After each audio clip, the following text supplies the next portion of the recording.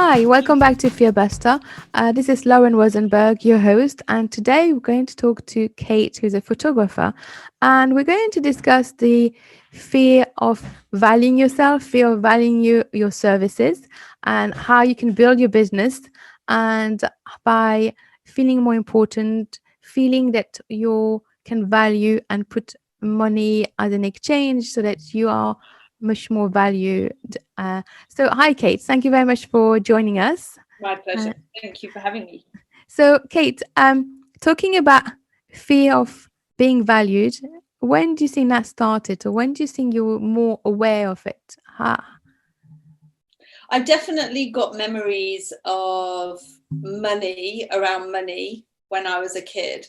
I used to have, I was thinking back, trying to gain some clarity of when this all started. I'm always thinking about why and when, but when I was a kid, I used to get pocket money, and I used to, but I've worked all my life, I've had jobs all my life, but I did used to have pocket money, but I used to have to work quite hard for the pocket money.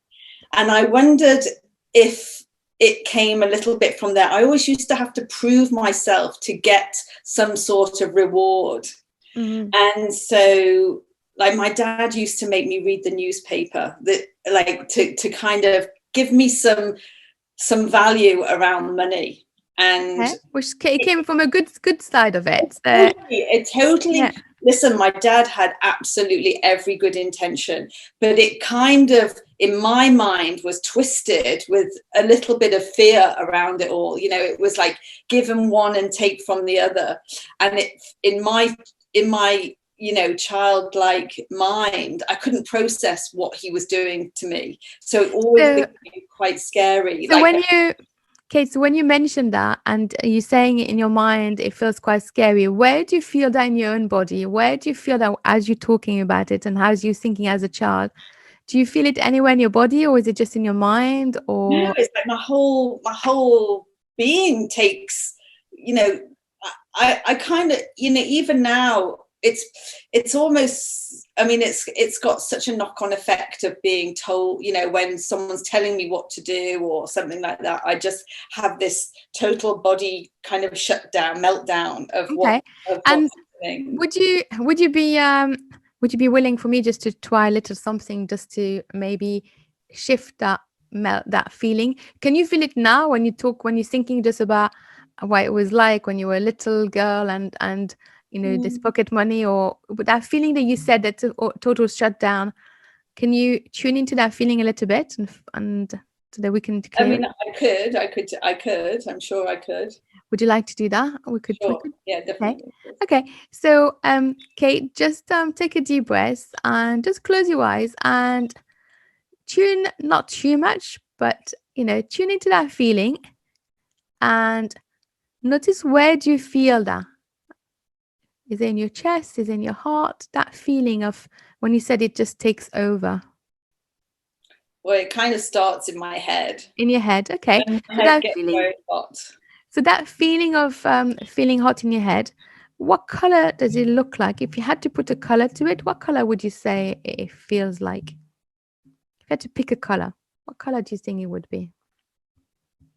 I'm not sure. Blue, maybe. Blue. Okay. So, and how big is that feeling? You said it's hot, it's blue. How big is it? Is it like a basketball ball, a tennis ball, a football ball? How big is that feeling? Is it taking the whole head? Or yeah, it takes up my whole head. It goes from 0 to 0. Pretty intense and heavy, probably. Yeah. So, Kate, if you had to pick a color, just keep your eyes closed and stay in that feeling. But if you had to pick a color, that would be the color to release this heaviness that is pretty much in your mind, that is actually stopping you to really being valued and want to do what you want to do in life. What color would it be?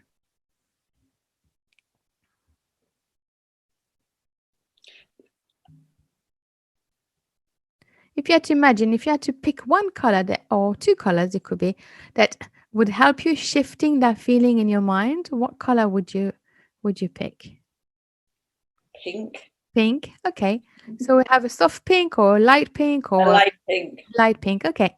So with your permission, just keep your eyes closed and take a deep breath and imagine a nice light pink above your head coming into your mind, lifting and making that feeling that you have in your head that's been there for quite a long time a little bit lighter. At the same time, you can say thank you to this feeling because you've had it for such a long time. And since you've had it for quite a long time, it may have served you in certain ways without us knowing. So we just say thank you to that feeling. But at the same time, we want to make it lighter so it doesn't really feel heavy and impact on you. So see this nice pink going in, lifting, making it lighter and lighter and lighter. So light and so soft, it'll just flow and it'll just go wherever it needs to go. Just remind yourself that you're safe. We're not taking anything away. We're just making it lighter and lighter. That's all we're doing. As you do that, you may find that you may start yawning or stretching or moving. You can do whatever feels right. But and then whenever you're ready, you can just take a deep breath and then just open your eyes.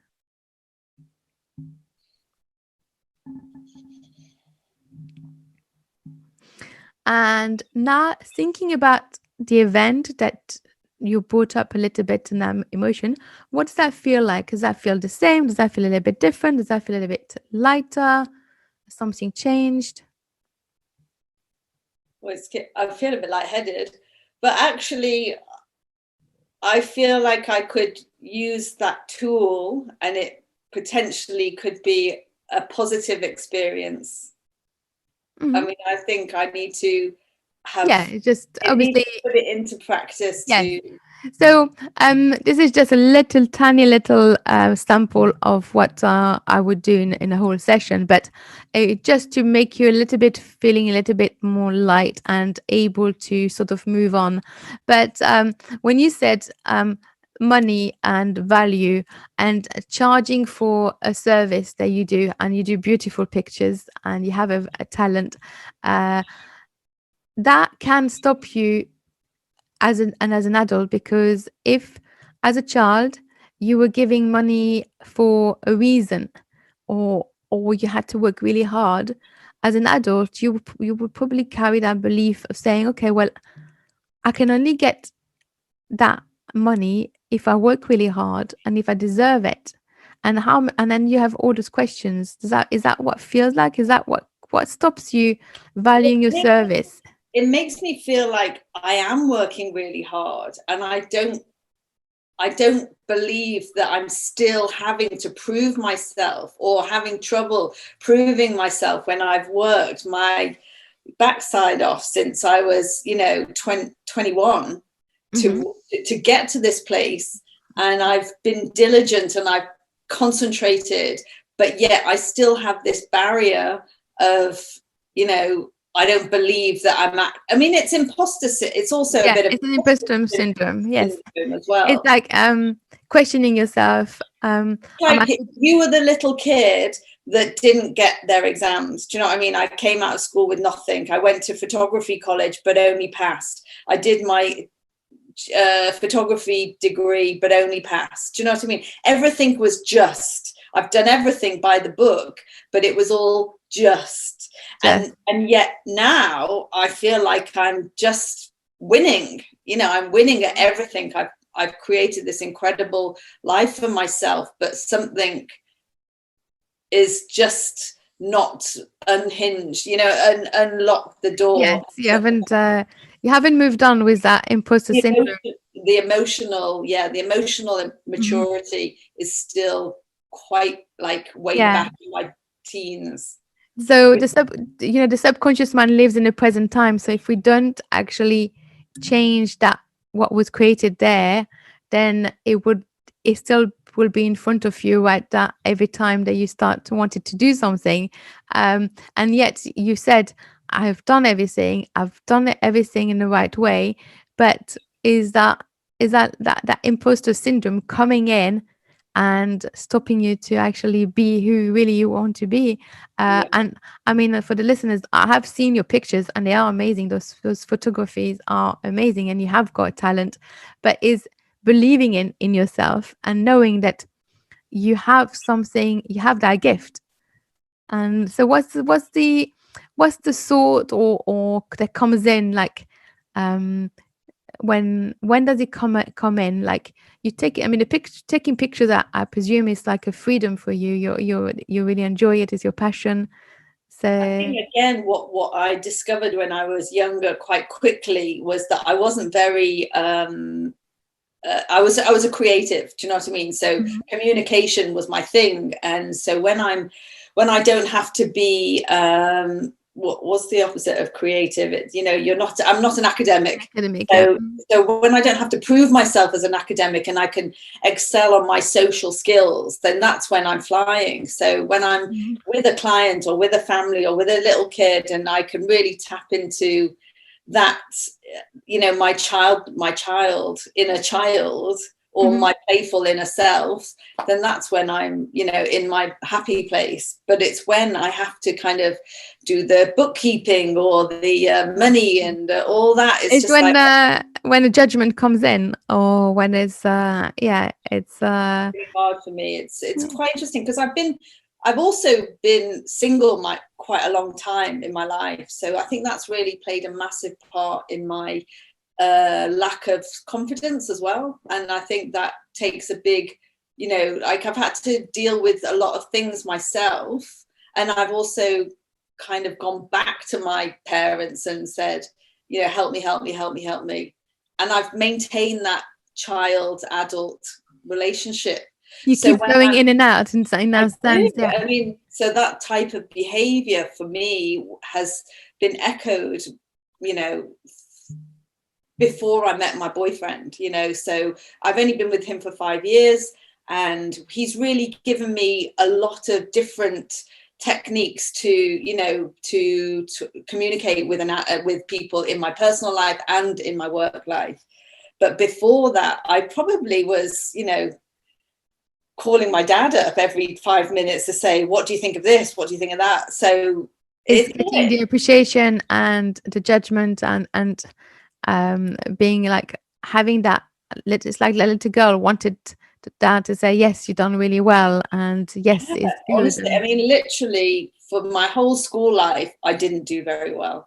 I was the naughty kid, the loud, you know, the disruptive kid in the back of the classroom, passing notes under the table. That was me. Well, you know, if you're artistic, then if you're creative and artistic, then school is not the best place, because they assume that everybody is academic, and that's why you were disturbing, Yeah, but now you've turned it into a profession, and that's why sometimes people don't understand that yeah. every child is different, and but it's interesting that you kept on coming back to the childhood, wanted that appreciation and value.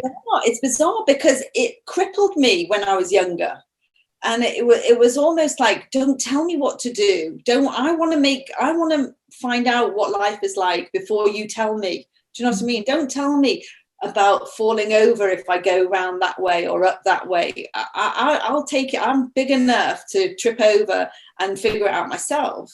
But my dad was always like, I will let you know when that happens, kind of thing. So he wanted So to protect you, and that he did. protection turned into a bit like a crutch. You just need that crutch each time, like, just to make sure Yeah. that it's okay. So, and So so do you have any siblings, or? I do. Well, I'm actually one of three, but then halfway through, my parents got divorced. Well, I was only 10 actually. So my parents got divorced, and we welcomed in two more sisters. So my Okay. mum left Liverpool, went to go live in London, and then we kind of grew by another three. So it was quite a big party in the house kind of thing. So that didn't help you, 'cause sometimes having siblings can help you to value yourself, or to, to have to, out of your comfort zone, you sometimes have to push yourself, and or I think we worked pretty well. I mean, I think we all had our own demons going Mhm. on with post-divorce and living in a whole new setup. It was quite full on. But Are you the first one, I'm or the youngest. I was the the youngest. youngest? But, Mhm. but my youngest stepsister, the two girls that came into the Mhm. family, one of them was in my year at school. So we were already best friends. You know, we were Okay. effectively best friends. Realistically, we were already. So it was quite a unique situation for us to now live together and have each other as confidants, really like proper sisters already.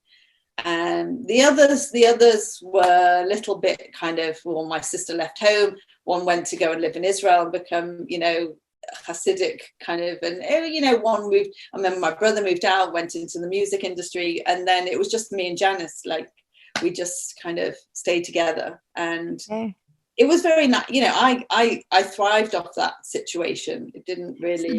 So did you find that Janice will give you the confidence or value yourself, or? Yeah, she was definitely on my team for sure, and we would probably be cringing at the authority that was going on in the house, but equally while they weren't looking, we were like going like this as well. So we had our own fun behind their back.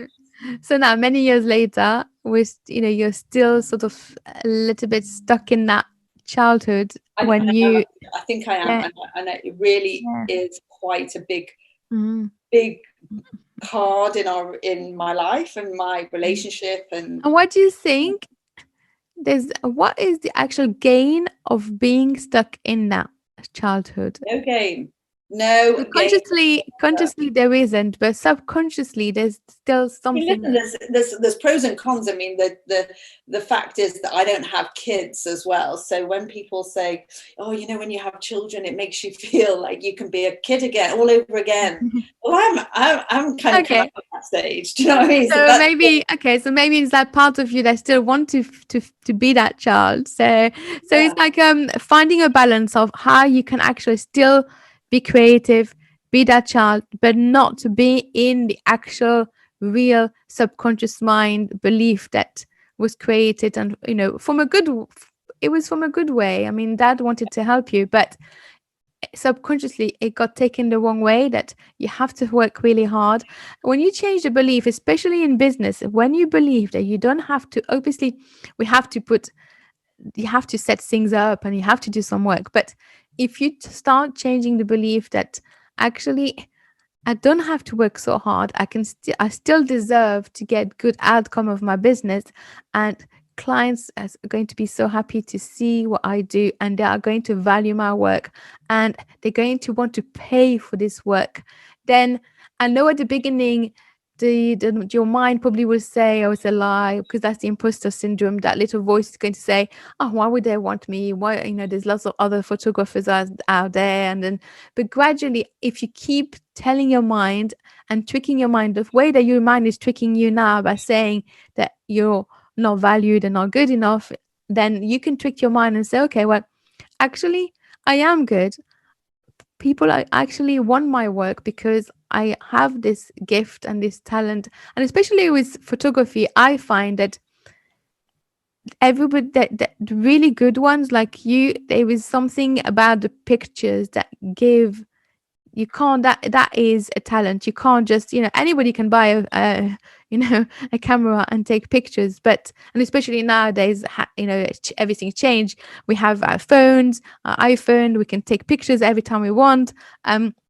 So taking a really good picture, it is a talent. So you have that talent, and a talent is not measured with a piece of paper and an exam. That I always think it's certainly a photographer's nightmare. It'd be like, "Oh, your camera takes really good pictures. You've got such a great camera. It takes amazing pictures. You pay £2,000 for a camera," and someone goes, "Oh, it's amazing." But actually, of course, it's not. It's the person holding. It's the person behind the camera that actually is taking, because you got.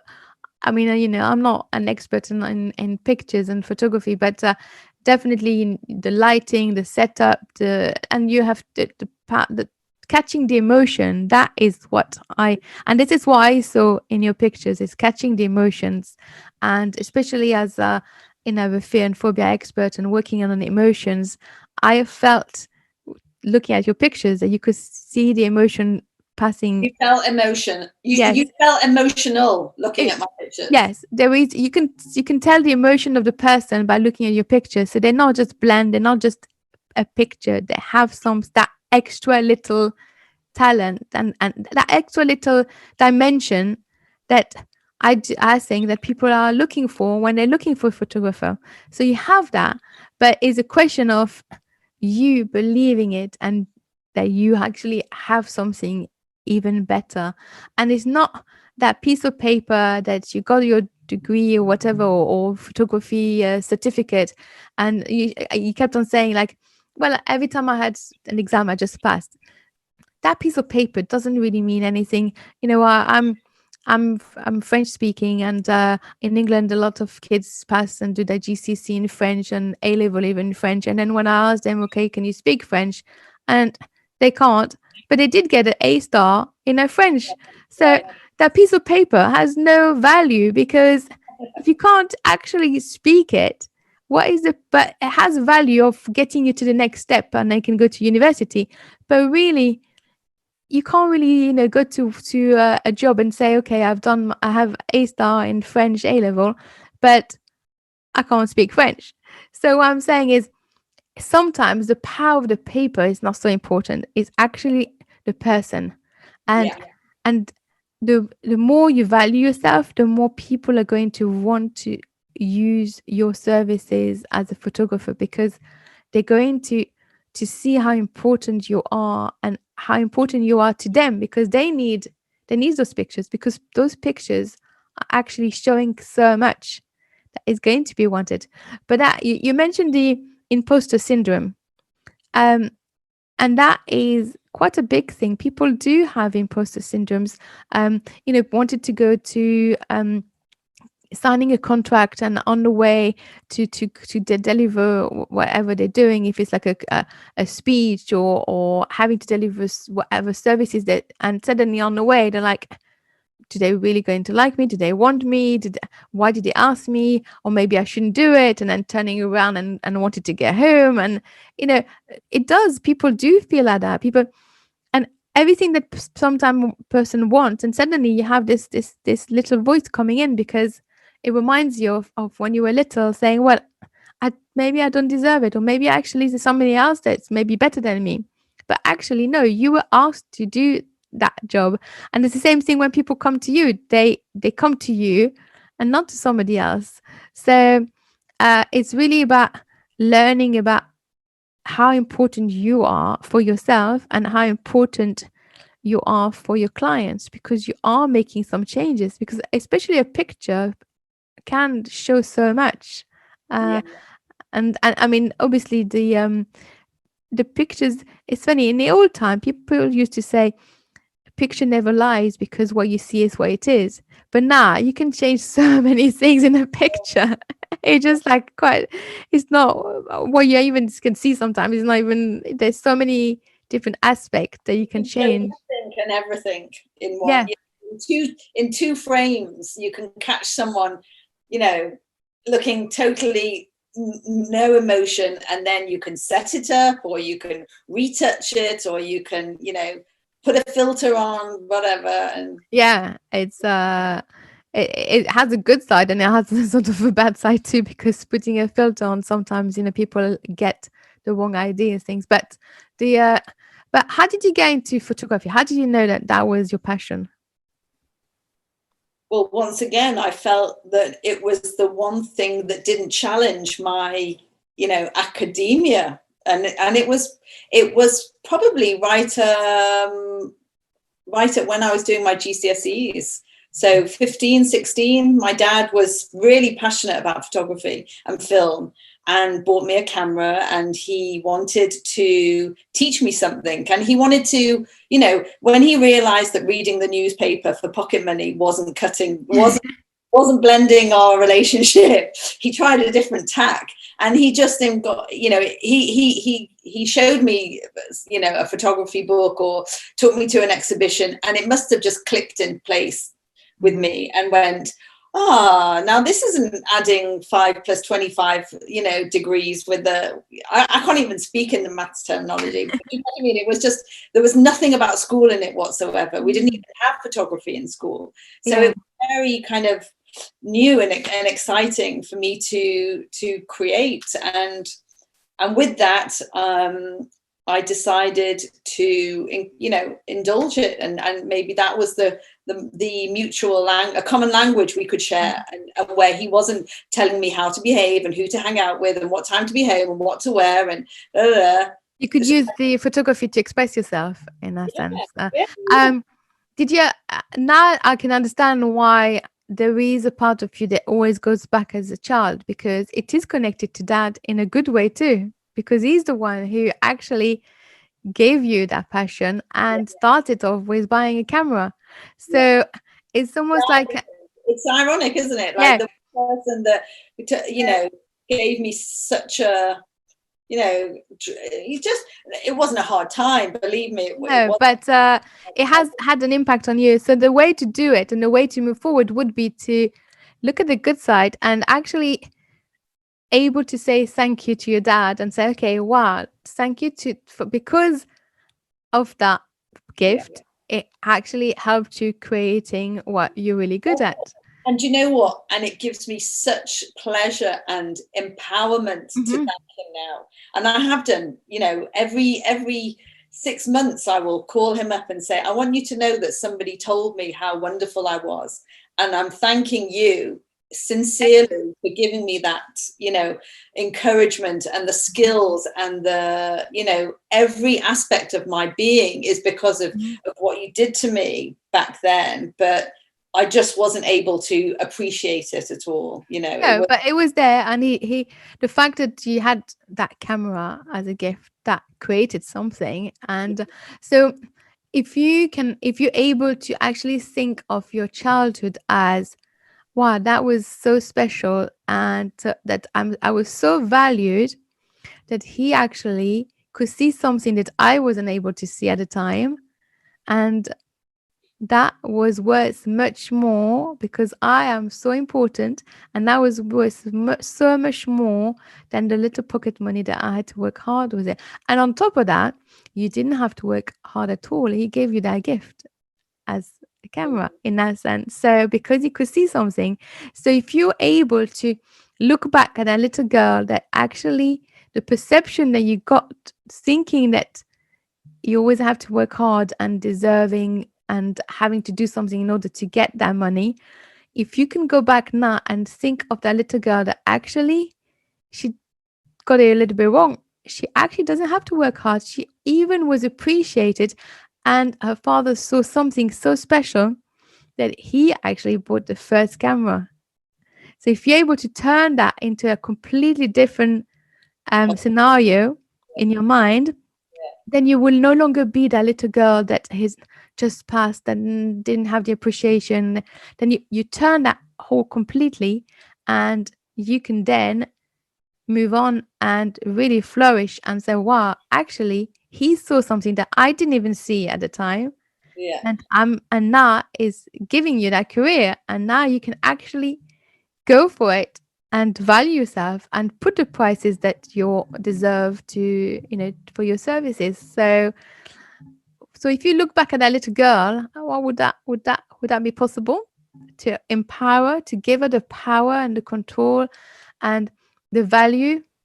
Another aspect of it is feeling sorry for people. I don't really know where this has come from either. It's like, why am I feeling sorry that you can't afford to pay my fee? Why do I need to always undercut myself so that I get your business? That is the question of so people who feel like this is because you don't value yourself. You don't see how important you are for those people. If you realize that your service, because of those pictures, they may get more work out of your pictures, then your pictures are a much better value than anything else. So they will go. It's the same thing for me. I mean, transforming somebody's life in a few sessions, the value of it, if I were actually charging the value of it, I could charge X amount of millions in that sense, because you change people's life, you make a big difference. But obviously it has to be reasonable, because if you want to help people. But is if they see the value of it, and if they see, in order to see the value of it, you have to see that you are valuable, you have to see that you are important. And when you start shifting that in your mind, and you understand that actually they need you because you are making a big difference in their life, in their business, or what, or you're catching memories. I Yeah. mean, how many, everyone out there, I'm sure all the listeners, we all have pictures on the wall of memories of my, I mean, there's not one, I don't think there will be at least one picture of someone there will be. But and what we have when you go on holiday, when you go to a place, when you celebrate something, you take pictures because that's what you got left after. Yeah. You got the memories, you can look at the pictures, you remember those events that happen. So you create something that's invaluable. And Yeah. that is how you need to see it when you present your work. You are invaluable. When somebody does a wedding, they need a photographer because many years later they're going to look at those pictures. 20, 30, 40 years later they're going to look at those pictures, and Yeah. that is because of you. So that you have to put yourself, so you have to do the work on yourself first and see how important your job is in their life, how important you are as a person in their life, because you, thanks to you, they will be able to have those pictures and see those pictures for many, many years. And that is how you need to, when you see a client and when you approach them, you need to put that message in that actually I'm creating something that is going to be there for the rest of your life. I am catching the memory for the rest of your life. And when there's wedding or any event, people take a photographer and they also take a video man. But the Yeah. video, how often do you have time to actually, it's nice, it's really nice to see to see the event again, but how often do you actually see the film compared to the pictures? Very often you sit down and you I can hear look. that a lot in my interviews. When I go to see the client's house, they say, yeah, when was the last time we got the video out? But this is something that we can look at all the time. Yeah, and you put the pictures up. I mean, you do put the pictures up. I mean, I have family pictures on my wall, and you can also, now you got the photo album that you can do. You can print pictures and put them in photo albums. But you are important because you are catching something that is never going to happen again, and because you're catching it, that is how important that is. And so when you go and when you offer your photography services, you need to step into that person, how important you are for them, why do they need you. And when people understand the value of it, then people just pay because Mm. they know it's important. Yeah, yeah, yeah. When I see people, it's the same thing. The value that I gave, they know they want to see me because they know I can transform their life. I can change something. So you take rid of that fear, and then you can move on and transform your life. And you are, so the thing that stops you is turning and changing that little voice at the back of your head saying, uh, I'm not good enough because maybe I just passed my exam or just passed. That you just literally just put it in the bin, take that thought in your mind out, throw it out, and say, actually, I am really good at what I'm doing. I am giving such value. I am memorizing. I'm literally catching all those pictures so that they will have it for the rest of their life. And that is worth. Everybody wants to have those pictures for weddings, for anniversary, birthdays. Look at, even with COVID, how many photographers had to change, and they started taking pictures at the front door. I That know. is, and Well, I was, I think yeah, that was one of my major pivots for the mhm, year. yeah, I was going to say, that was what I was just about to interrupt you to that's say. This year has been excruciating for me because we all know that we've all decreased our money intake and our lifestyles have changed and shrunk and, gone in completely different directions or no direction. That's true. So when I was doing my doorstep portraits during the first few months of lockdown, I was doing it for free. And I was giving a lot of money for charity. And eventually I decided that it became so popular that I actually ended up charging a proportion and giving some to charity. Very nice. Yeah, it was incredible. I mean, I managed to donate £2,000 to very nice. to the Borehamwood Food Bank. But my point was that I seem to have this fear that nobody's got any more money. And so how can I then start charging for running around taking pictures and processing the pictures? And where do I go from here? How can I come back to a normal price point when I've been working for very little in the first half of this year? But surely I've got to get back to... Yes. So basically, when we had the first lockdown and the announcement of COVID, everything sort of changed, and obviously everybody had to readjust, and the income changed. But gradually, people did start adjusting, and a lot of people, and I also did, doing for free, helping, giving support, and just because once you have a skill and you may as well share it, because we were all together in the same thing. So and then gradually as we started, and I also started charging, but and that's what happened. People now are adjusting, and people now are starting earning again.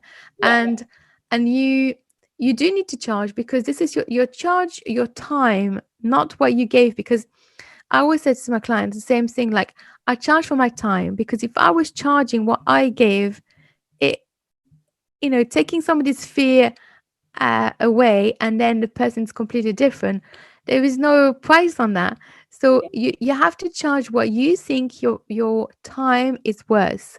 So you look at your time, you look at how many hours you need for that, and then you charge for that, and then you feel comfortable. You don't charge for what you gave. You charge us for your time, and then you start valuing yourself more, because if it takes you an hour, 2 hours, or 3 hours, or if it's a day because there's a wedding or whatever it is, then you are more comfortable, because you know that it feels better in the sense, because you're charging for the time, but you're giving them such a big value of what they're going to have the rest of their life.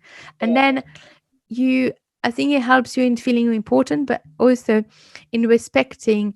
Even if they can't put up, people are struggling, and as long as you put an exchange in place, things works.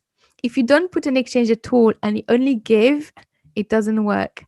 So, and as you start giving, it comes back, and you obviously don't give just because you want to come back. But if you even put like a minimum, it doesn't have to be even money, just an exchange of skills. But as you start doing an exchange, people start respecting you, start seeing you as an expert in that field, because you actually put an exchange in place. And energetic wise, you're putting an exchange. You just don't just keep giving, because if you keep giving, you are going to burn out also. And also you need to pay for your bills. So now is the time for you to look back and say, okay, how much should I charge for an hour? What would feel right for me, because I value myself and because I am important, and I'm giving them something that is worth so much more, and they can have it for the rest of their life. And photography have changed so much. It used to be in the old time that the photographer would still charge if you wanted to reproduce a picture, but now once people have it, they have it, so they don't need to come back to you. That's another thing. So you really need to look at the whole picture and what you're giving them and what you're happy with. But the part of really valuing you will make a big difference. And if you're able to start thinking that light to go was so important, and this is what Dad gave her that camera, then every time you hold that camera, you're going to feel so much more empowered and so much more powerful and valued. And then you'll start attracting clients that will want to pay your services. Yeah. Is that something you can start thinking? I can't wait to start thinking. Yeah.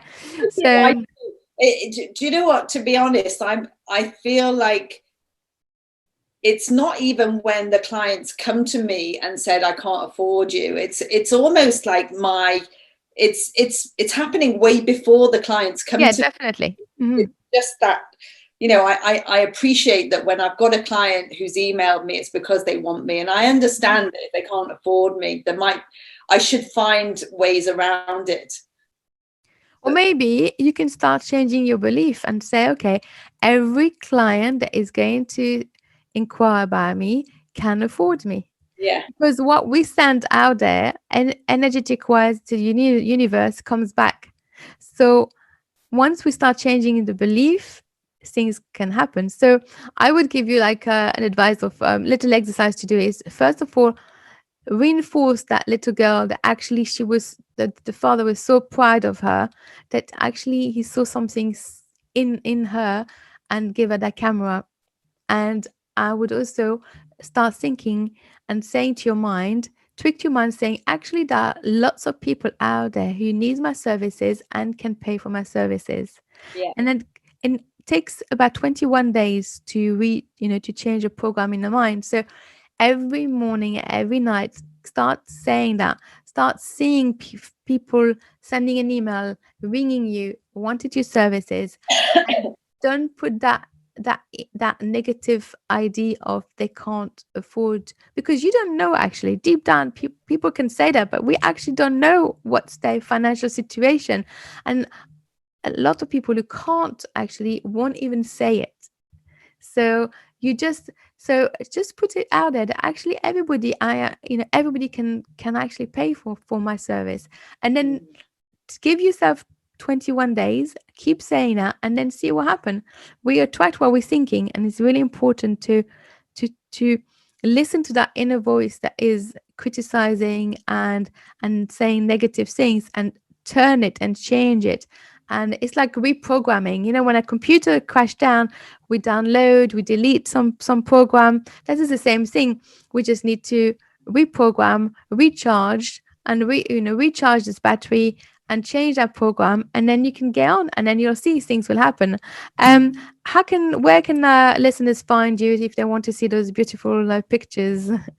So my website is kateswerdlowphotography.com.